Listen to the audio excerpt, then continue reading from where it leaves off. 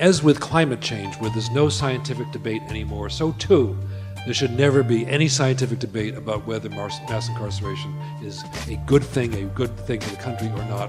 The time for that debate is over, and the time has come to end this practice that we now call mass incarceration. The consequences of poverty and crime can't really be decoupled from inequality in our society. Inequality in income, inequality in wealth, inequality in life outcomes. We have created and are sustaining an underclass of millions of Americans, disproportionately minorities and the poor. So if we stay here, if this is the new normal, why should Wall Street care?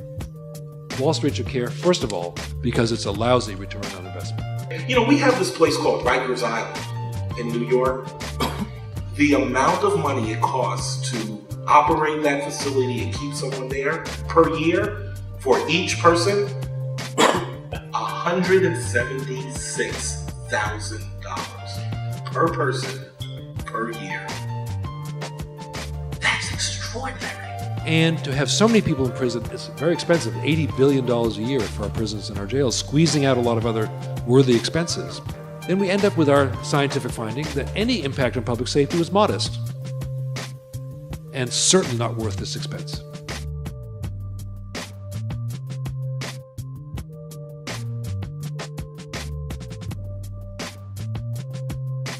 Wall Street should also care because this is really damaging labor markets.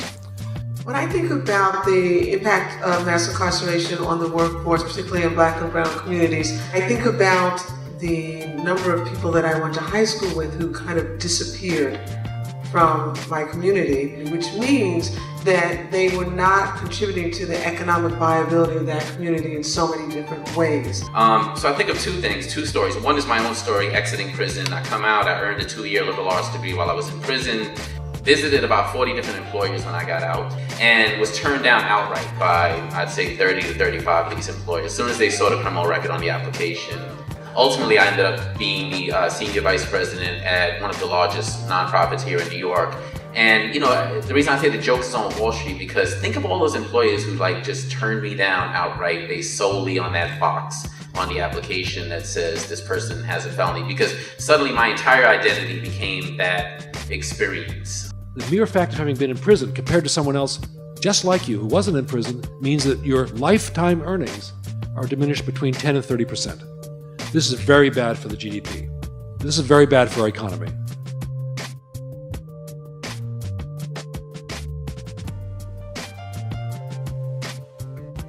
My argument really is that we need to be attending to mass incarceration and reducing mass incarceration, but with a particular focus on addressing matters of racial injustice and disparity. Birth circumstances dictate life outcomes. That's a fact in America. So our persistent delusion that we're living in a fair society, I think we're in for a sort of a rude awakening, because these days, most newborns are not white. But right now, demographically, we have a barbell. We have people who are over 65 who are about 80% white. And then we have children who are under 10 who are majority Black and brown. And we will, by 2042, become a majority minority country. So we will be majority Latino, Black, and Asian.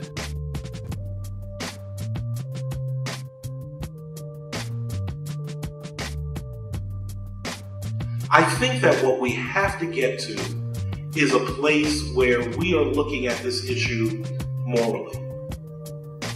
Who are we as a people? We are putting so many people in prison, life without parole for juveniles. This is just nuts. The rest of the world looks at us and says, what have you done?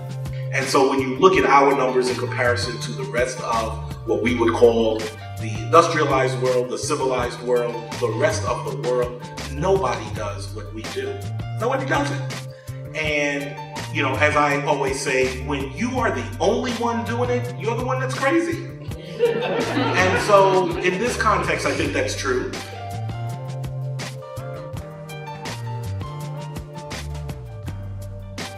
But the central point, which cannot be repeated enough, is that mass incarceration is not a response to crime, but rather a series of very deliberate policy choices driven by a mix of fear, anger, ignorance and political opportunity. So if this is a policy choice, then the clear answer to how we get out of here is different political choices.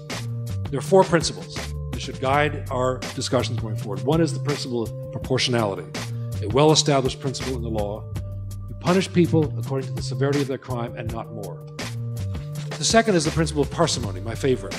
It basically says that the state has no right to punish people, to inflict pain beyond that which is required to achieve a reasonable social purpose. The third is the principle of citizenship. We have lost sight of the fact that people who are in prison are citizens. They're entitled to human dignity. And the fourth principle is the principle of social justice, which basically says that the prisons need to be elevated as an important instrument of our government, as an instrument, a pillar of justice.